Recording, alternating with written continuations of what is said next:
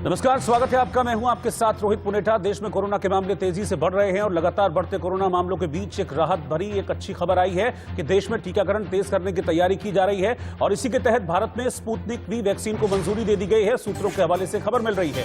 जानकारी यह है कि जून तक स्पुतनिक वी की डोज भारत को मिल सकती है। जायडस कैडिला की वैक्सीन अगस्त तक मिल सकती है और नोवावैक्स की वैक्सीन सितंबर तक मिल सकती है। जिस तरह से संक्रमण तेजी से बढ़ता जा रहा है, ऐसे में सभी एक्सपर्ट्स और डॉक्टर्स का कहना है कि इसका एक ही तरीका है कि वैक्सीनेशन ड्राइव को बढ़ाया जाए और जितना ज्यादा हो सके मैक्सिमम इसको किया जाए और ऐसे में ज्यादा संख्या में वैक्सीन की जरूरत पड़ेगी। तो इस बीच राहत देने वाली खबर है कि भारत में स्पुतनिक वी वैक्सीन को मंजूरी दे दी गई है। ये स्पुतनिक वी वैक्सीन की अगर हम बात करें तो ये रूसी वैक्सीन है और जो थर्ड फेज के इसके ट्रायल हुए थे, इसमें एफिकेसी भी इसकी 91.6% रही थी। यानी कि जो एफिकेसी रेट है स्पुतनिक वी वैक्सीन का वो काफी अच्छा और काफी ज्यादा है। और खबर यह मिल रही है कि इसी अच्छी एफिकेसी वाली स्पुतनिक वी वैक्सीन को भारत में मंजूरी दे दी गई है और जून तक स्पुतनिक वी वैक्सीन की डोज भारत को मिल सकती है। लगातार केसेस बढ़ रहे हैं भारत में और इन बढ़ते केसेस के बीच मौत का आंकड़ा भी तेजी से बढ़ता जा रहा है, जिसके चलते यह कहा जा रहा है कि वैक्सीनेशन ड्राइव को और तेज और मजबूत किए जाने की जरूरत है। और ऐसे में स्पुतनिक वी वैक्सीन को मंजूरी मिलना एक बहुत बड़ी राहत के तौर पर इसको देखा जा रहा है, क्योंकि एक्सपर्ट्स का यह मानना है कि जब तक मैक्सिमम लोग वैक्सीन उनको नहीं मिलेगी, वैक्सीनेटेड वो नहीं होंगे, तब तक कोरोना के प्रभाव को कम करना मुश्किल होगा। लेकिन इस बीच एक और बड़ी खबर आपको बता दें कि देश में कोरोना के मामले लगातार बढ़ रहे हैं और 1,69,000 मामले पिछले 24 घंटों में सामने आए हैं और इन 24 घंटों में 904 लोगों ने कोरोना से अपनी जान गंवा दी है। महाराष्ट्र और उत्तर प्रदेश सबसे ज्यादा प्रभावित राज्य हैं, जहां पर बहुत तेजी से कोरोना के मामले बढ़े हैं। तो लगातार बढ़ते मामलों के बीच ये एक और खबर आपको बता दें कि देश में लगातार कोरोना का आंकड़ा तेजी से बढ़ रहा है। 1,69,000 केसेस पिछले 24 घंटे में सामने आए हैं और इस दौरान 904 लोगों की मौत कोविड की वजह से, कोरोना की वजह से हुई है। महाराष्ट्र और यूपी सबसे ज्यादा प्रभावित राज्य हैं। हालांकि आपको बता दें कि महाराष्ट्र और उत्तर प्रदेश के अलावा मध्य प्रदेश भी वो राज्य है जहां पर कोरोना के मामलों में इजाफा देखा गया है।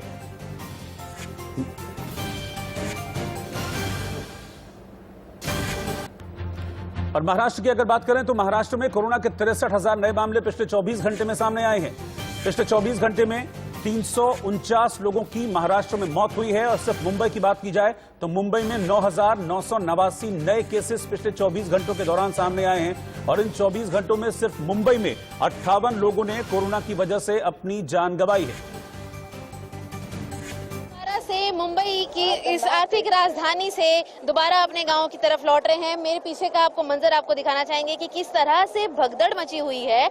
देखेंगे कि आप यहाँ पर सैकड़ों की संख्या में जो लोग हैं दौड़ते भागते सामान लेते, गोद में एक छोटा सा बच्चा आप देख पाएंगे। कितने महीने का बच्चा है? कितने महीने का बच्चा है? 2 महीने का। गाँव लेके जा रही है? कहाँ आता है गाँव? गाँव कहाँ है? यूपी। टिकट नहीं लाए हैं? अरे टिकट है, अंदर है, जाने नहीं दे रहे। जाने नहीं दे रहे हैं। देख पाएंगे कि 2 बच्चे लेकर एक महिला अकेले आगे बढ़ते हुए। इनको भी मास्क पहनाइए, बच्चे को भी, उनको भी खतरा है। फिलहाल आपने देखा जिस तरह से भगदड़ मची हुई है। तस्वीर आपको दिखाने के लिए काफी है कि कितनी भयंकर स्थिति इस वक्त मुंबई करों के अंदर है, जो कि कमाई के लिए अपने गांव को, अपने घर को छोड़कर मुंबई की ओर लौटते हैं। और फिलहाल आप देख पाएंगे कि ये किस तरह की स्थिति यहाँ पर अपने घरों की ओर दोबारा लौटने को लेकर है। कैमरा पर्सन रमेश महिदा के साथ शिवानी मिश्रा, इंडिया न्यूज मुंबई। जो कि मुंबई में आकर रह रहे थे, अपनी रोजी रोटी के लिए वहां पर मौजूद थे, वो भी अब डर के मारे वापस लौट रहे हैं। पिछले कई दिनों से हम लगातार देख रहे हैं कि प्रवासी भारतीयों का मुंबई छोड़कर, महाराष्ट्र छोड़कर वापस अपने गृह राज्य, अपने स्टेट जाने का सिलसिला लगातार जारी है।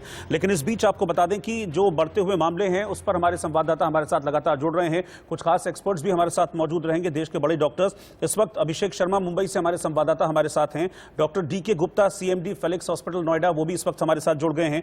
और doctor Neelu Gandhi, senior gynaecologist और मेडिको लीगल एक्सपर्ट, आप भी हमारे साथ जुड़ गई हैं। आप सभी का स्वागत है। लेकिन अभिषेक, सबसे पहले मैं आपके पास आ रहा हूं। जो कोरोना विस्फोट देश में हो रहा है उसमें सबसे ज्यादा धमाका महाराष्ट्र में हो रहा है। पिछले 24 घंटों में 63,000 केस आए हैं, 349 लोगों की मौत हो गई है। 2 दिन का लॉकडाउन लगाया गया था, वीकेंड लॉकडाउन। क्या इसके बाद किसी तरह की कोई राहत की उम्मीद? क्या अभी भी सड़कों पर वैसी भीड़ देखी जा रही है तमाम प्रतिबंधों के बावजूद? बिल्कुल रोहित, देखिए ये तो साफ है कि देखिए जिस तरीके से सही कहा आपने 2 दिन लॉकडाउन लगाया गया था वीकेंड का, उसके बाद भी कहीं पर भी केसेस में अधिक कमी देखी नहीं जा रही है। लगातार केसेस बढ़ते हुए दिखाई पड़ रहे हैं और यही कारण है कि महाराष्ट्र सरकार के लगातार हाथ पांव फूल रहे हैं। क्योंकि अब देखिए पिछले 2 महीने का आंकड़ा अगर हम देखें तो वो आंकड़ा था करीब 60,000 के आसपास था, वो आंकड़ा 10 गुना बढ़ चुका है, यानी 63,000 के आसपास आंकड़ा। समझ सकते हैं किस तरीके से लगातार आंकड़ा बढ़ रहा है और अब यह हालत हो चुकी है कि महाराष्ट्र की जो तमाम व्यवस्थाएं हैं, यानी अस्पतालों में जो बेड की बात करें, आईसीयू बेड की बात करें, वह लगातार चरमराने लगी है। कई सारे शहर में ऐसा हो चुका है कि जहां पर ना तो अब बेड मिल रहे हैं ना आईसीयू का बेड मिल रहा है, तो अब कैसे कहां पे लोगों को एडमिट कराया जाए, सबसे बड़ी मुसीबत होने लगी है। और यही कारण है कि उद्धव ठाकरे महाराष्ट्र के मुख्यमंत्री तमाम लोगों से मीटिंग कर रहे हैं, बिजनेसमैन से मीटिंग कर रहे हैं, कैसे इसको आखिरकार इससे आगे निकला जाए। और यही कारण है कि अब जो कमेटी है, टास्क फोर्स कमेटी, उसने साफ साफ कह दिया है कि 15 दिनों का मिनिमम लॉकडाउन अगर महाराष्ट्र में नहीं लगता है तो स्थिति हाथ से निकल जाएगी। और इसलिए माना जा रहा है कि अगले 1 से 2 दिनों के अंदर महाराष्ट्र में 15 दिनों का लॉकडाउन लग सकता है। हालांकि इस पे अभी औपचारिक मैं आपके पास वापस लौटूंगा। इस बीच बड़ी खबर आपको बता दें, जैसा कि अभिषेक ने भी बताया कि महाराष्ट्र में संपूर्ण लॉकडाउन यानी कि टोटल लॉकडाउन लग सकता है। लगातार मामले बढ़ रहे हैं महाराष्ट्र में कोरोना केस को लेकर, सरकार चिंतित है और यह भी माना जा रहा है कि बहुत जल्द इस पर फैसला आ सकता है। हो सकता है आज फैसला आए या हो सकता है कि बुधवार तक इस पर फैसला आ जाए। उद्धव ठाकरे मुख्यमंत्री खुद लॉकडाउन के पक्ष में हैं और लगातार लॉकडाउन को लेकर बैठक जारी भी है। 63,000 मामले पिछले 24 घंटे में सामने आए हैं और यह कहा जा रहा है कि बहुत जल्द लॉकडाउन लग सकता है। अभिषेक हमारे साथ हैं। अभिषेक, लगातार मीटिंग्स चल रही है, मैं देख रहा हूं कि सैटरडे से मीटिंग कर रहे हैं उद्धव ठाकरे खुद। वो भी जो सर्वदलीय बैठक बुलाई गई थी उसमें उद्धव ठाकरे पक्ष में थे कि हां लॉकडाउन लगना चाहिए। टास्क फोर्स के साथ भी बैठक हो चुकी है सीएम उद्धव ठाकरे की। अब किस बात का इंतजार किया जा रहा है, कब तक माने कि यह फैसला सामने आएगा और क्या आएगा लॉकडाउन का फैसला, ऐसा तय माने?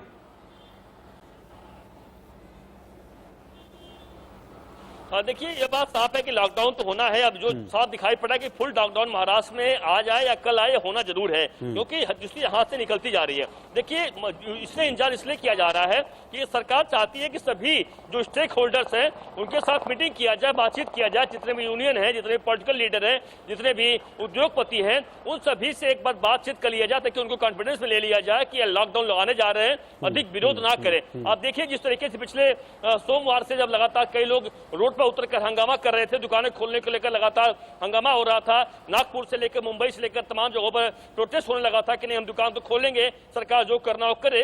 तो इससे सरकार बचना चाहती है। उन्हें पता है कि स्थिति वास्तव में हाथ से निकल गया है और लोगों के रोजी रोटी का सवाल तो बिल्कुल बनता है, क्योंकि लोगों के कमाई का जरिया दुकानें होती हैं, टैक्सियां होती हैं, तमाम चीजें होता है जो अब लॉकडाउन लगने की वजह से जाहिर सी बात है सब बंद पड़ जाएगा, ठप पड़ जाएगा। तो इसीलिए सभी को कॉन्फिडेंस लेने के बाद ही वो आनंद फानन में लॉकडाउन लगाने की बजाय वह दिखाना चाहते हैं कि हमने सबसे बातचीत करके ही लॉकडाउन लगाया है। और यही कारण है कि इसमें वक्त लग रहा है। और जानकारी हमारे पास यही है कि 1-2 दिन के अंदर बिल्कुल मुंबई और महाराष्ट्र में फुल लॉकडाउन लगने जा रहा है। बिल्कुल अभिषेक, इस जानकारी के लिए आपका बहुत बहुत शुक्रिया। और एक और शुक्रिया इसलिए भी आपका क्योंकि जिस तरीके से आप ड्रेसअप होकर खड़े हैं, मैं चाहूंगा कि अभिषेक को एक बार फुल स्क्रीन पर रखा जाए। यही वो तरीका है जिससे आप कोरोना से बच सकते हैं। आप अभिषेक को देखिए, फील्ड से रिपोर्ट कर रहे हैं, हाथ में ग्लव्स अभिषेक ने पहने हुए हैं, फेस पर पूरी तरह से जैसे नाक तक मास्क ढकते हैं वैसे उन्होंने ढका हुआ, और सिर पर जो मेडिकल कैप है वो भी उन्होंने लगाई हुई है। तो यही एक तरीका है जिससे आप कोरोना से बच सकते हैं और कोविड को मात दे सकते हैं। अभिषेक, बहुत बहुत शुक्रिया इस संदेश को हमारे दर्शकों तक पहुंचाने के लिए, बहुत बहुत शुक्रिया पूरी जानकारी देने के लिए भी। मेरे साथ 2 एक्सपर्ट्स भी जुड़े हुए हैं, मैं सीधा उन्हीं के पास चल रहा हूं। डॉक्टर डी के Gupta, CMD Felix hospital Noida, और doctor Neelu Gandhi, senior gynaecologist और मेडिको लीगल एक्सपर्ट भी हमारे साथ हैं। डॉक्टर डी के गुप्ता, पहले मैं आपके पास आ रहा हूं। पिछले 24 घंटे में 1,68,000 केस हैं, लगभग 1,69,000 हैं अगर मैं मोटा मोटा बात करूं। इतने केसेस तो फर्स्ट फेज में जब पीक पर था कोरोना तब भी सामने नहीं आया था, 90-95 तक हमने आंकड़े देखे थे, लेकिन ये तो जस्ट डबल होते जा रहे हैं। इसके पीछे क्या वजह है? देखिए, इसके पीछे वजह जो है हम सबको पता है और शायद हम लोग जान के भी उसको अनसुना कर रहे थे। उसी का ये हाल है कि तरह जो पीक है वो 170,000 के आसपास पहुंच गई, 1,70,000 के आसपास पहुंच गई। जो और अभी भी कोई उम्मीद नहीं है कहाँ थमेगी, क्योंकि अभी तो अप्रैल चल रहा है। जो हम लोगों का एक्सपेक्टेशंस है और जो उम्मीद कर रहे हैं कि हो सकता है अप्रैल मई में जाके कहीं पीक आएगी, और वो हो सकता है कई गुना इससे ज्यादा केसेस की हो। और इसमें भी जो पीक बता रहे हैं 70 में, 1,70,000 में, ऐसे बहुत सारे पेशेंट्स होंगे जिनके टेस्ट नहीं हो रहे होंगे, जो एसिम्टोमेटिक हैं, जिन्होंने टेस्ट करवाए नहीं है। मतलब जो दिख रहा है आपको टिप ऑफ आइसबर्ग दिख रहा है। संख्या कहीं ज्यादा है और इसीलिए शायद भूचाल आया हुआ, चाहे दिल्ली हो, एनसीआर हो, मुंबई हो, छत्तीसगढ़ हो, बहुत सारे पंजाब हो, ऐसे सारे राज्यों में, और जो बचे हुए राज्य हैं कहीं ना कहीं उनमें भी ट्रेन पहुंचने वाली है। तो इसलिए कृपया करके हम सबको चाहिए कि हम लोगों को कोविड अप्रोप्रिएट बिहेवियर का पालन करना चाहिए, जो हमने नहीं किया। हम कहाँ मिस कर गए हम इसमें पहली प्रिवेंशन के लिए एक ही चीज चाहिए थी, हमें वैक्सीनेशन। तो वैक्सीनेशन को हमें और तेज करना चाहिए था। वैक्सीनेशन की जो और नई कंपनी जैसे स्पुतनिक है या हमारी जो जॉनसन एंड जॉनसन है, फाइजर है, मॉडर्ना है, ऐसी बहुत सारी कंपनियां हैं जिनको हमें एंट्री देनी चाहिए थी इंडियन मार्केट में और वैक्सीन संख्या बढ़ानी चाहिए थी। खास करके हमें आउटडोर वैक्सीन करने चाहिए थे, कैंप करने चाहिए थे कॉर्पोरेट में, स्कूल्स में, कंपनीज में, RWH में, सो दैट या जो एज ग्रुप था उसको 18 साल से ऊपर कर देना चाहिए था और सबके लिए कंपलसरी कर देना चाहिए था वैक्सीन। जो अगर वैक्सीन नहीं लगवा पा रहा था तो उसको ट्रेवलिंग में कहीं ना कहीं कुछ कंडीशन करनी चाहिए थी जिससे लोग कंप्लायंस बढ़ जाए। दूसरी बात थी प्रिकॉशन। जो कोविड अप्रोप्रिएट बिहेवियर की बात करें तो कहीं ना कहीं जनता तो फेल हो ही रही है। जो हमारे रोल मॉडल लोग हैं, नेतागण हैं, पॉलिटिकल गुरु हैं, जो हमारे धर्म गुरु हैं, यही लोग धज्जियां उड़ा रहे हैं पॉलिटिकल उसकी, फिजिकल डिस्टेंसिंग की, सोशल डिस्टेंसिंग की और जो कोविड अप्रोप्रिएट बिहेवियर की। तो कहीं ना कहीं मैसेज जनता को ठीक नहीं गया और मैसेज जनता को ठीक नहीं गया तो उसके अंदर भ्रम हुआ, कंफ्यूजन हुआ। उसे लगा जब नेताओं को और उनको राजनीतिक लोगों को और जो जितने धर्मगुरु हैं या बड़े बड़े सेलिब्रिटीज हैं इनको कुछ नहीं हो रहा तो शायद इससे कुछ नहीं होने वाला है। तो कहीं ना कहीं कोविड अप्रोप्रिएट बिहेवियर की जो कमी रह गई वो हमें दोबारा अब चाहिए कि सख्ती से राज्य सरकार को उसको हर जिले में, हर गांव में, हर घर के अंदर लागू करवाए, तभी पॉसिबल इसे कंट्रोल कर।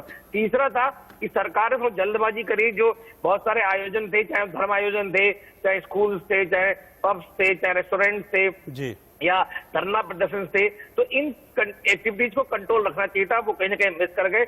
इन पे हमें पार्शियल लॉकडाउन रखना चाहिए था जब तक कि हमारी आबादी को हम वैक्सीनेट ना कर देते 60 से 70%। तो आबादी तो वैक्सीनेट अभी 10% भी नहीं हो पाई और खास करके जो पूरी 2 डोज लगी है वो तो 1-2% के आसपास ही है। तो इसलिए कहीं ना कहीं यहाँ पे भी चूक हुई कि हमने सारी गतिविधियां फुल फ्लेज खोल दी और उसमें भी जितने भी सोशल डिस्टेंसिंग की बात करते उसकी धज्जियां उड़ाते रहे, तार करते रहे।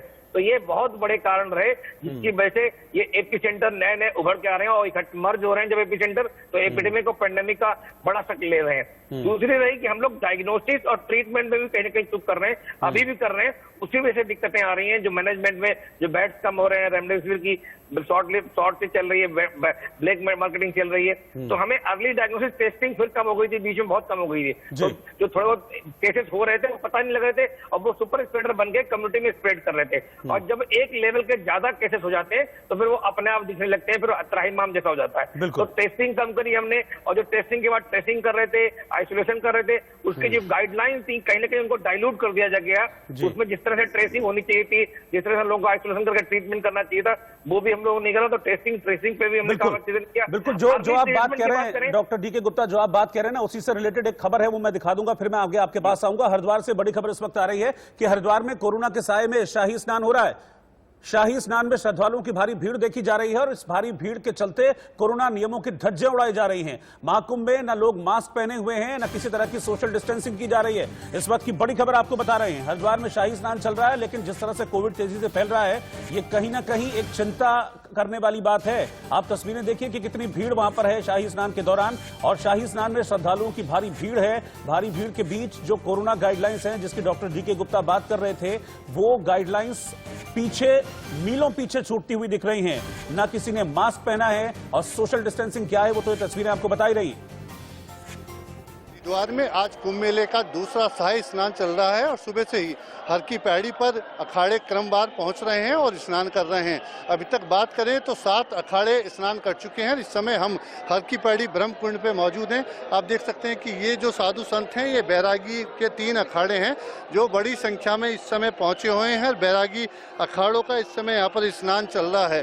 कुंभ मेले में जो भी शाही स्नान होते हैं तो उसमें अखाड़े ही यहाँ पर स्नान करते हैं। हालांकि 7 बजे तक जो श्रद्धालु थे वहाँ उन्होंने यहाँ पर स्नान किया था, लेकिन उसके बाद से अब लगातार जो यहाँ पर क्रम चल रहा है तो क्रमवार सभी अखाड़े यहाँ पर पहुँच रहे हैं, यहाँ पर स्नान कर रहे हैं। बात करें अभी तक के आज के दूसरे शाही स्नान पे कितने लोगों ने यहाँ पर स्नान किया है, तो अभी मेला प्रशासन ने जो आंकड़े दिए हैं तो 12 बजे तक करीब 21 लाख श्रद्धालुओं ने, साधु संतों ने स्नान यहाँ पर कर लिया है। अभी शाम तक सभी 13 अखाड़े यहाँ पर स्नान करेंगे और हर की पैड़ी को छेड़कर जितने अन्य घाट हैं यहाँ पर देश दुनिया से आए श्रद्धालु गंगा स्नान कर रहे हैं और पुण्य अर्जित कर रहे हैं। Dharmendra Chaudhary, India news, Haridwar. और मेरे साथ एक और खास मेहमान जुड़ गए हैं, डॉक्टर हरीश गुप्ता, मेंबर हैं नेशनल मेडिकल कमीशन के, वो भी हमारे साथ जुड़ गए हैं। डॉक्टर गुप्ता, आपका भी स्वागत है। लेकिन अभी मैं डॉक्टर नीलू गांधी आपके पास आ रहा हूं। जैसा कि अभी हमने तस्वीरें भी दिखाई कुंभ की, इस तरह के आयोजन इवेंट्स क्या सुपर स्प्रेडर हो सकते हैं? क्योंकि इसमें हम देख रहे हैं तस्वीरों में न किसी तरह की सोशल डिस्टेंसिंग है, न कोई मास्क पहने हुए है, और पास पास खड़े होकर ये लोग सब डुबकी वहां पर लगा रहे हैं। क्या इस तरह के इवेंट सुपर स्प्रेडर हो सकते हैं इस टाइम में, जब हम ऑलरेडी देख रहे हैं कि इतने केसेस आ रहे हैं पर डे? बिल्कुल, इस टाइप के जो इवेंट्स होते हैं ये ही सुपर स्प्रेडर्स होते हैं। यदि आप पिछली बार भी याद करें तो तबलीग की जमात को हमने सबसे ज्यादा जिसको कहे दोषी ठहराया था बहुत ज्यादा कोरोना के एकदम आउटब्रेक के लिए। इसी प्रकार ये कुंभ का मेला हमारे लिए बहुत ज्यादा एक बड़ा सुपर स्प्रेडर पॉइंट बन सकता है। इसके अंदर क्या है कि साथ साथ लोग नहा रहे हैं, बिल्कुल साथ साथ, ना मास्क पहना हुआ है, एक दूसरे का हाथ पकड़ रहे हैं, ना सोशल डिस्टेंसिंग है। ऐसे स्थिति के अंदर सुपर स्प्रेडर कौन है ये हम कह नहीं सकते। कोई भी जना कोरोना पॉजिटिव हो सकता है, कोई भी हो सकता है जिससे खांसी जुकाम बुखार हो रहा हो, जिसके शरीर पे रैशेस हो रहे हो, उसको इस बात का पता ही नहीं है कि भाई मुझे ये प्रॉब्लम है। खांसी जुकाम बुखार एक ऐसी चीज ली जाती है जो ये इंसान मान के चलता है कि भाई ये तो एक कॉमन सी चीज है, हो गई। एक सर्द, आप एक लफ्ज सुनेंगे कॉमन मैन से, सर्द गर्म हो गया जी, कमरे में एसी चल रहा था, बाहर आए सर्द गर्म हो गया, जिसके कारण हमें खांसी जुकाम बुखार हो रहा है। शरीर पे जो रैश है, जो इस समय नया कोरोना का सिम्टम है कि शरीर पे रैश हो जाना, कई लोग सोचते हैं कि गर्मी के कारण, लू के कारण पित्त उछल आई है। वो पित्त नहीं उछल आई है, वो कोरोना का एक सिम्टम है जिससे कॉमन मैन जानता ही नहीं है, अभिज्ञ है इस सिम्टम से। डायरिया होना, लोग ये मानते हैं कि अरे भाई गर्मी में लू लग गई इसलिए डायरिया हो रहा है। नहीं, ये कोरोना के नए सिम्टम्स हैं। कोरोना पिछली बार अलग तरीके से प्रेजेंट कर रहा था, इस बारी अलग तरीके से प्रेजेंट करना है। अब कुंभ के मेले में कितने ऐसे लोग होंगे जिनको ये सिम्टम्स हो रहे होंगे, जिन्हें ये पता ही नहीं होगा कि ये कोरोना के सिम्टम्स है और वो आ गए हैं, आके वहां पे नहा रहे हैं, आसपास के लोगों से मिल रहे हैं, हाथ मिला रहे हैं, नमस्ते कर रहे हैं, उससे इन्फेक्शन फैल रहा है। और ये इवेंट्स जो है ना डेफिनेटली कर्व करने चाहिए। हालांकि गवर्नमेंट ने 1 महीना कम किया है, कुंभ का स्नान 1 महीना कम किया है, लेकिन मेरे हिसाब से डॉक्टरों का कहना यह है कि ऐसे आयोजन जिनका अभी अगर हम उन पे प्रतिबंध लगा दे तो ह्यूमैनिटी पे ऐसा कोई गलत असर नहीं पड़ेगा, बल्कि अच्छा होगा। ये डेफिनेटली करना चाहिए, चाहे वो कोई भी रिलीजन क्यों ना हो, हिंदू हो, मुस्लिम हो, क्रिश्चियन हो, सिख हो, सब में ये वाली बात हमारे धर्म गुरुओं को ही फैलानी चाहिए कि धर्म से ऊपर इंसानियत है, सेहत है, स्वास्थ्य है, और इस तरह के सुपर स्प्रेडर इवेंट्स रोकने चाहिए। ठीक है, मैं आऊंगा आपके पास वापस, डॉक्टर गुप्ता के पास में चलूंगा, लेकिन उससे पहले इस वक्त आपको बता दें कि राहुल गांधी ने इसी को लेकर एक ट्वीट किया है। जो स्थिति देश में कोरोना की है, राहुल गांधी लिख रहे हैं कि कोरोना को लेकर बिना पीएम का नाम लिए उन्होंने निशाना साधा है। राहुल ने अपने ट्वीट में लिखा है, 385 दिन में भी कोरोना से लड़ाई नहीं जीत पाए, उत्सव ताली थाली बहुत हो चुके, अब देश को वैक्सीन दो। क्योंकि बीच में इस तरह की खबरें आई थी कि वैक्सीन ड्राइव इफेक्ट हो रही है, प्रभावित हो रही है। कई राज्यों ने शिकायत की थी कि उनको वैक्सीन ठीक तरीके से नहीं मिल पा रही है, या फिर उनके पास वैक्सीन का स्टॉक खत्म हो रहा है। उसी को लेकर यह निशाना राहुल गांधी ने इस ट्वीट के जरिए साधा है। मैं इस वक्त डॉक्टर हरीश गुप्ता के पास चल रहा हूं, हमारे साथ जुड़े हुए हैं। डॉक्टर गुप्ता, मैं एक आपसे चीज जानना चाहूंगा, क्योंकि अभी हमने हाल फिलहाल में देखा कि बहुत सारे डॉक्टर्स कोरोना पॉजिटिव हुए हैं। अभी मैं दिल्ली के केसेस की बात करूं या भोपाल के केसेस की बात करूं, मतलब बड़ी संख्या में डॉक्टर्स पॉजिटिव हुए हैं, और उसमें बहुत से डॉक्टर्स ऐसे थे जिनको कोविड की दोनों डोज लग चुकी थी, उसके बावजूद भी पॉजिटिव हुए हैं। तो क्या ये माने कि मतलब 2 वैक्सीन लगने के बाद भी ये हो सकता है आपको, या फिर और कुछ प्रिकॉशंस एक्स्ट्रा आपको लेनी पड़ेंगी? देखिए, ये बहुत आपने अहम सवाल पूछा है। Am I audible? मुझे आप सुन पा रहे हैं? जी जी, बिल्कुल सुन रहा हूं सर। जी, देखिए, जो 2 वैक्सीन के बाद हमारे डॉक्टर्स इफेक्ट हो रहे हैं, इसमें एक सीधा सा कारण है कि डॉक्टर्स को जिन पेशेंट को करना पड़ता है उसका वायरल लोड बहुत ज्यादा होता है। अगर हमने शुरू से एक बात तय की थी कि हमारा वैक्सीन का एम हमें मॉर्बिडिटी बचाना है, अगर जिन भी लोगों को वैक्सीन लग जाएगी वो दो वैक्सीन के 2 हफ्ते बाद उनमें इतनी सफिशिएंट एंटीबॉडीज जाएंगी कि उनको सीवियर डिजीज नहीं होने पड़ी। हमने देखा जो कि हमारे डॉक्टर, चाहे वो गंगाराम में, चाहे वो एम्स में, जो भी प्रभावित हुए हैं, होम आइसोलेशन में ठीक हो गए हैं, तो उनके अंदर एटलीस्ट एक सिम्टम्स आए हैं। ये हमें शुरू से पता है कि इंजेक्शन लगने के बाद, वैक्सीनेशन के बाद we may have disease, but disease इतनी सिवियर नहीं होगी कि लंग्स इफेक्ट हो, उनको में या आईसीयू इफेक्ट होना पड़े। लेकिन फिर भी मैं कहूंगा हमारे जो भी डॉक्टर या एक सामान्य जो भी व्यक्ति है, अगर वैक्सीनेशन लेते हैं तो उसके बाद उन्हें कोविड एप्रोप्रिएट बिहेवियर जरूर रखना चाहिए। उन्हें कम से कम आने वाले 2 महीने मास्क पहनना चाहिए, क्योंकि उसी से हम जब तक वैक्सीनेशन और कोविड एप्रोप्रिएट बिहेवियर को कंबाइन नहीं करेंगे तब तक हम बात बचने चाहिए। और जो आज अभी हम सर्च देख रहे हैं उसका मुख्य कारण, सबसे बड़ा कारण कोविड एप्रोप्रिएट बिहेवियर को फॉलो ना करना है। अगर हम, जैसा हमारे माननीय स्वास्थ्य मंत्री डॉक्टर हर्षवर्धन जी हमेशा कहते हैं कि ये जो हमारा मास्क है ये सबसे बड़ी सोशल वैक्सीन है। हमने दिल्ली मेडिकल एसोसिएशन की तरफ से सबसे पहले देश में पहला अभियान शुरू किया, मास्क लग, कोरोना भगाओ, अपने आप देश को कोरोना से बचाओ। लेकिन कहीं ना कहीं हमारे देशवासियों ने मास्क के ऊपर कॉम्प्रोमाइज किया। इसीलिए आज इस हालत में मेरी आपके माध्यम से सबसे बड़ी देशवासियों को गुजारिश है, आपको वैक्सीनेशन, अगर आज आप एलिजिबल नहीं भी हैं लेकिन आप मास्क रख लीजिए। मैं आपके सामने बैठा हूँ, अपने घर के अंदर बैठा हूँ, तब मैं मास्क करता हूँ। अगर हम किसी भी व्यक्ति से जो बाहर का हो या बाहर जाएं, हम मास्क ना 1 मिनट भी बिना मास्क के बाहर ना जाएं, इसका कंट्रोल कोविड। और अगर हमने बिल्कुल लोग यही बात नहीं समझ रहे हैं और इसीलिए जो मामले हैं बहुत तेजी से सामने आते जा रहे हैं। अभी हमारे पास मध्य प्रदेश का आंकड़ा सामने आ रहा है और यह आंकड़ा भी बहुत ज्यादा डराने वाला है, क्योंकि मध्य प्रदेश में केसेस बहुत तेजी से बढ़े हैं। कोरोना के 6,489 नए मामले मध्य प्रदेश में पाए गए हैं। संक्रमण दर जो है वो 16% पहुंच गई है। तो आप देखिए कि संक्रमण दर कितनी तेजी से बढ़ती जा रही है। 24 घंटे में कोरोना से 37 लोगों की मौत मध्य प्रदेश में हुई है। सिर्फ इंदौर में कोरोना से 6 लोगों की जान गई है। 6,489 नए मामले बढ़ रहे हैं और संक्रमण दर 16%। कुलभूषण हमारे साथ इस वक्त जुड़ रहे हैं भोपाल से, मैं सीधा उन्हीं के पास चल रहा हूं। कुलभूषण, मध्य प्रदेश में 12 ऐसे शहर हैं जहां पर लॉकडाउन किया गया। लॉकडाउन मींस टोटल लॉकडाउन किया गया, लेकिन इसके बावजूद केसेस बढ़ते जा रहे हैं। क्या वहां कोशिश चल रही है केसेस को कम करने की? और जिन जिन जगह पर लॉकडाउन है, जैसे इंदौर है, जबलपुर है, बाकी शहर हैं जहां पर लॉकडाउन है, क्या वहां पर पूरी तरीके से लॉकडाउन का पालन हो पा रहा है? बिल्कुल, आपने जो बात कही है कि 6,000 से अधिक मध्य प्रदेश में कोरोना संक्रमित मरीजों का आंकड़ा है और लगातार बढ़ता हुआ नजर आ रहा है, लेकिन ये सरकारी आंकड़ा है। अगर हम अब इसकी तह तक जाते हैं तो मध्य प्रदेश के या राजधानी भोपाल के, इंदौर के तमाम जो बड़े शहर हैं, इनके हॉस्पिटल की बात करें तो तकरीबन सभी हॉस्पिटल के बेड फुल है। मध्य प्रदेश में सरकार की तरफ से 1 लाख बेड की व्यवस्था की गई है और पूरे बेड फुल है। तो साफ तौर पे कहा जा सकता है कि मध्य प्रदेश में ये आंकड़ा 10,000 के ऊपर पहुंच चुका है, लेकिन सरकारी आंकड़े कुछ और ही बयां कर रहे हैं। हम सबसे पहले शमशान घाट की बात करते हैं तो शमशान घाट में जो डेड बॉडी कोरोना संक्रमित मरीजों की पहुंच रही है, उनकी लाइन लगी हुई है।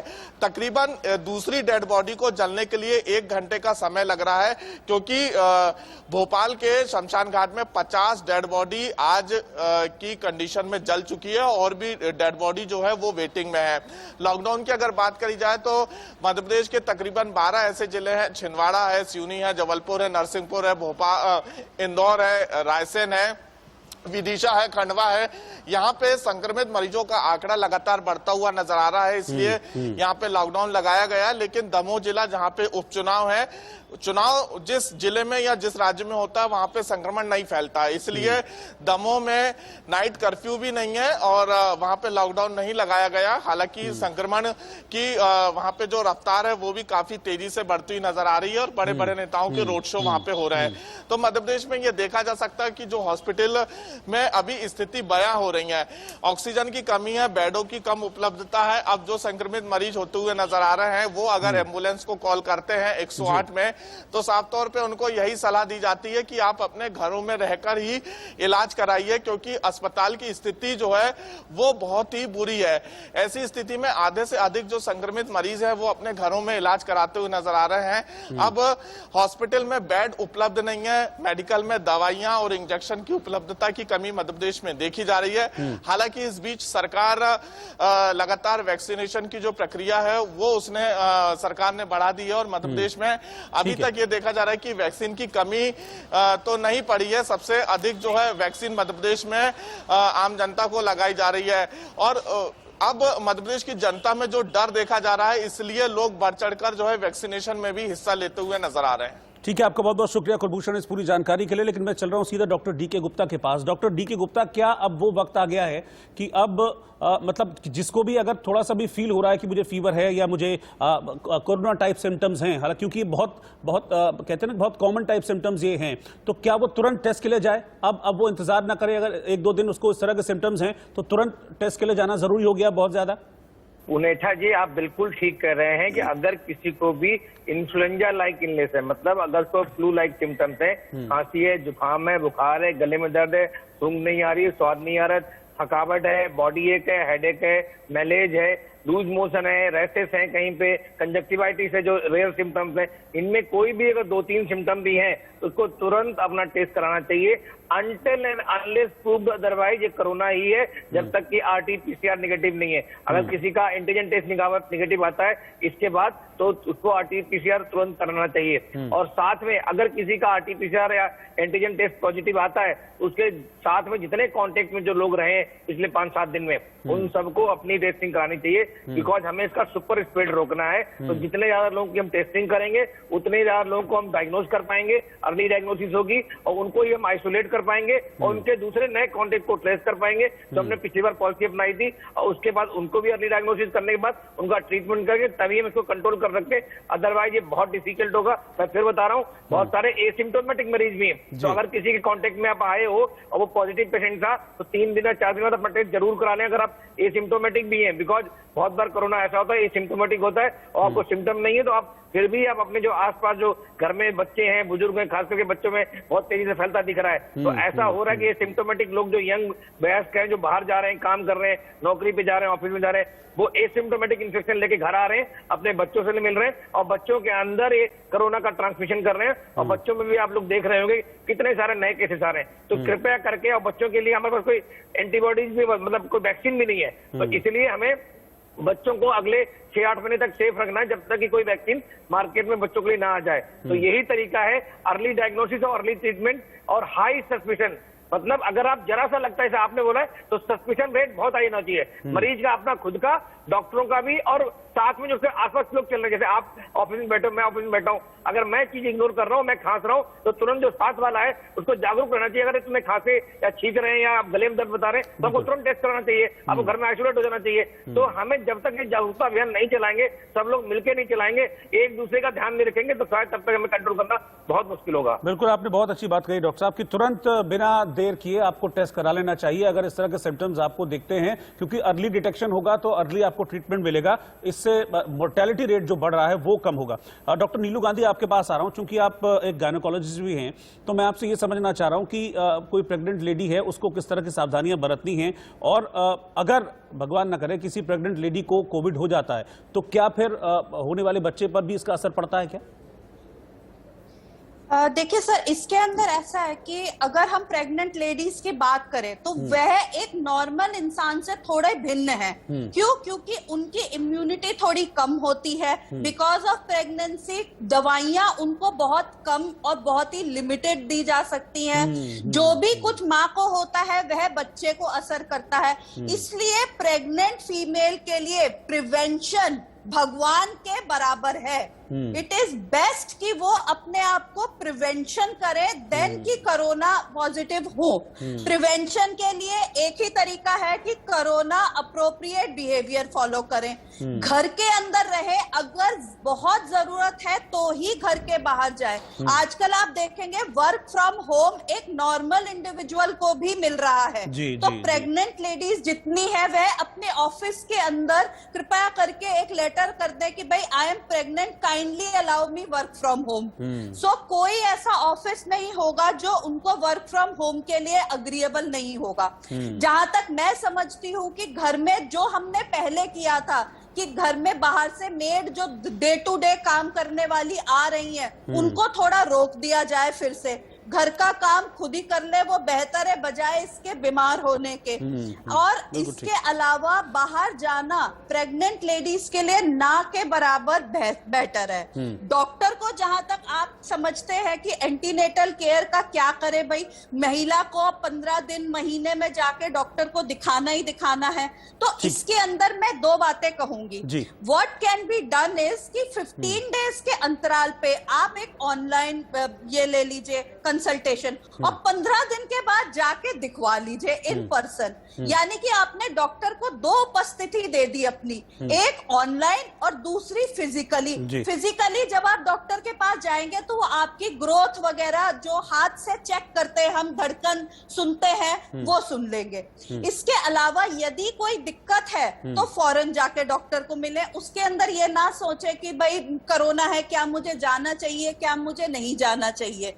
अपना टीकाकरण जो होना है वह जरूर होगा, टाइम्स टू टाइम होगा। जो और जांचें होनी है, इन्वेस्टिगेशंस होनी है, जैसे अल्ट्रासाउंड होने हैं, ब्लड टेस्ट होने हैं, वो सब टाइम टू टाइम होंगे।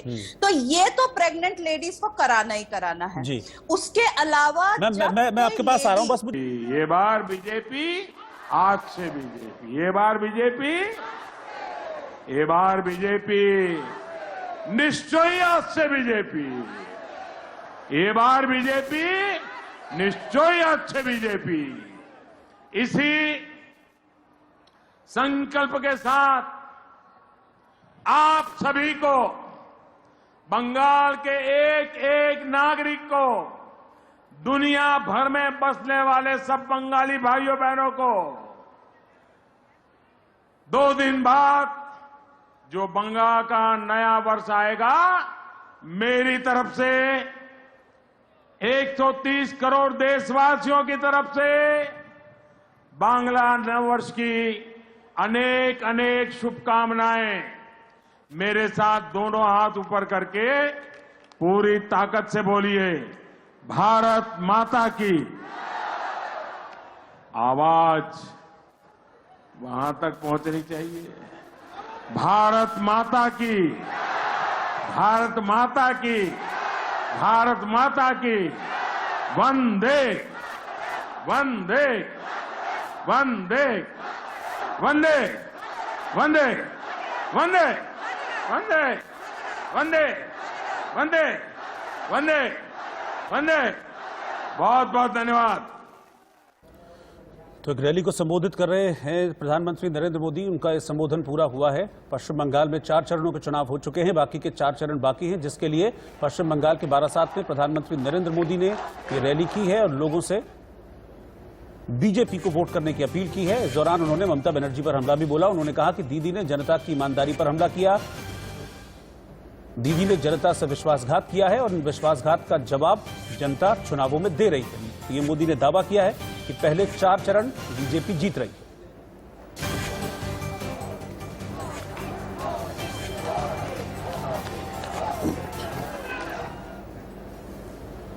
और वापस हम अपनी चर्चा पर लौट रहे हैं। बात हो रही है कोविड की, कोरोना वायरस की, जो बहुत तेजी से फैल रहा है। 1,69,000 लगभग नए केस पिछले 24 घंटों के दौरान सामने आए हैं। एक्सपर्ट्स का पैनल मेरे साथ लगातार बना हुआ है। डॉक्टर हरीश गुप्ता के पास मैं चल रहा हूं। डॉक्टर गुप्ता, अब से कुछ देर पहले ही ये जानकारी आई है कि जो स्पुतनिक वी वैक्सीन है रूस की, इसको भी अब मंजूरी दे दी गई है और जून तक शायद जो वैक्सीन है वो अवेलेबल हो पाएगी। और इस वक्त मुझे लगता है कि हम उस स्टेट में हैं कि हमको मैक्सिमम वैक्सीन की और मैक्सिमम वैक्सीनेशन की जरूरत भी है। तो उस लिहाज से देखा जाए तो ये काफी अच्छा है। जी बिल्कुल। हमारे अभी आज ही हमें पता लगा कि स्पुतनिक वैक्सीन को भी इमरजेंसी यूज के लिए मंजूरी दे दी गई है। अभी जो वैक्सीनेशन का प्रोसेस है उसके लिए हमारे देश की पॉपुलेशन बहुत बड़ी है एक्चुअली। इसी वजह से हमें लगता है कि हमें ज्यादा से ज्यादा वैक्सीन चाहिए और हमारी जानकारी के हिसाब से करीब 3 वैक्सीन और आने वाली हैं, जिसमें से एक सिंगल डोज वैक्सीन की भी बात है। तो मुझे लगता है टाइम के साथ साथ वो वैक्सीन आएंगी। लेकिन अभी जो जरूरी है, हमारे 45 ईयर्स से ऊपर के जो लोग हैं उनको जल्द से जल्द वैक्सीनेशन लगवानी चाहिए, क्योंकि they are the most vulnerable population.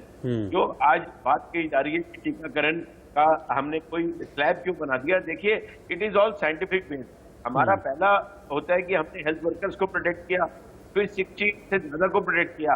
अब 45 ईयर्स में जहां हमारी मॉर्बिडिटी और मोर्टेलिटी ज्यादा थी उनको लग रहा है। तो मेरी आप माध्यम से सबके रिक्वेस्ट है कि जो भी 45 से ऊपर के हैं वो जल्दी से जल्दी वैक्सीनेशन लगवाएं और इससे हम काफी सारी अपनी जो वल्नरेबल पॉपुलेशन है उसको प्रोटेक्शन दे सकें।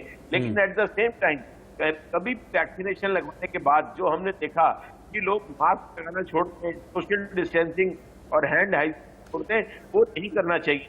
हमें अगले महीने तक आपने देखा एक प्रेसिडेंट बाइडेन ने जिस दिन अपना टेक ओवर किया उन्होंने एक शपथ दिलाई कि it is our national duty to wear mask. उन्होंने कहा अगले 100 दिन तक मैं आप सबसे क्या लेता हूँ, एक राष्ट्र धर्म की तरह आप मास्क पहनेंगे तो वहाँ कोविड कम हो जाएगा। और आपने देखा एक तरफ मास्क पहनना शुरू हुआ जो बाइडेन जी के आने के बाद, एक तरफ वैक्सीनेशन हुई। तो आज अमेरिका की वो हालत नहीं है जो आज से 3 महीने पहले थी। मैं आप सब साथियों को यही कहना चाहता हूँ, ये स्टेप वाइज ट्रीटमेंट है।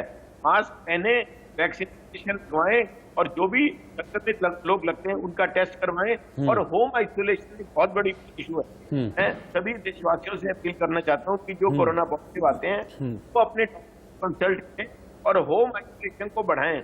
आज दिल्ली के और बाकी जो शहर हैं उनके अस्पताल में जगह नहीं है, लेकिन हम ये जो मरीज हैं उनको हॉस्पिटल जाने की जरूरत नहीं है। 15% विल रिक्वायर हॉस्पिटल एडमिशन और सिर्फ 5% लोग ऐसे हैं जिन्हें आईसीयू पे की जरूरत है। तो 80% लोग अपने डॉक्टर को कंसल्ट करें, उनसे वीडियो कॉलिंग करें, उनसे टेलीफोन पे बात करें और घर पे रहकर होंगे तो आने वाले 1-2 महीने के अंदर वैक्सीनेशन के साथ और पूरे ट्रीटमेंट और ट्रीटमेंट के साथ। ठीक है, बस मुझे एक छोटा सा रिएक्शन डॉक्टर डीके गुप्ता से लेना है। डॉक्टर गुप्ता, अगर यही सिचुएशन रही तो हम ये मान के चले कि हम लॉकडाउन की तरफ बढ़ रहे हैं? बिल्कुल, अगर यही सिचुएशन रही, अगर हमने पार्शियल लॉकडाउन लागू नहीं करा, हमने कोविड एप्रोप्रिएट बिहेवियर को जमीनी स्तर पे लागू नहीं किया, हमने वैक्सीनेशन प्रक्रिया को तेज नहीं करा, तो डेफिनेटली हम फुल लॉकडाउन की तरफ जा रहे हैं। आप देख भी रहे हैं कि महाराष्ट्र में ऐसा हो रहा है और देश के अन्य हिस्सों में भी, चाहे जो हमारे मुख्यमंत्री अरविंद केजरीवाल जी हैं उन्होंने भी कहा है। तो हमें लगता है अगर इससे बचना है तो कृपया करके प्रिवेंशन, प्रिकॉशन और पार्शियल लॉकडाउन तीनों चीजों में फोकस करें, तभी पॉसिबल है तो फुल लॉकडाउन से बच सकेंगे। ठीक है, आप सभी का बहुत बहुत शुक्रिया हमारे साथ जुड़ने के लिए। Doctor DK Gupta, doctor Harish Gupta, doctor Neelu Gandhi, आप जुड़े और आपने अपने जो टिप्स हैं वो शेयर किए, उसके लिए बहुत बहुत शुक्रिया आपका। बेहद जरूरी है इस वक्त, क्योंकि मामले तेजी से बढ़ रहे हैं। सबसे जरूरी ये है कि हम खुद को सुरक्षित रखें, जो कोविड एप्रोप्रिएट बिहेवियर है उसका ठीक से पालन करें, यानी कि बार बार हाथों को सैनिटाइज करें, मास्क पहनें और अगर जरूरी ना हो तो घर से बाहर ना निकलें, भीड़ भाड़ वाली जगह पर ना जाएं। और सरकार ने जो पाबंदियां लगाई हैं वो आपकी भलाई के लिए लगाई हैं, उनका सही से और सख्ती से पालन करें, तभी कोरोना को हम हरा पाएं। नमस्कार।